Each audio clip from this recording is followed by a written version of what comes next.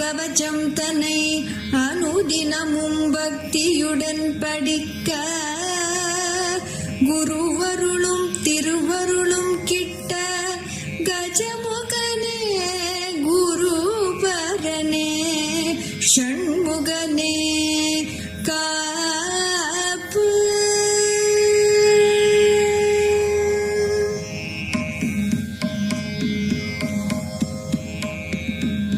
Jaya Jaya Sankara Hara Hara Sankara Jaya Jaya Sankara Hara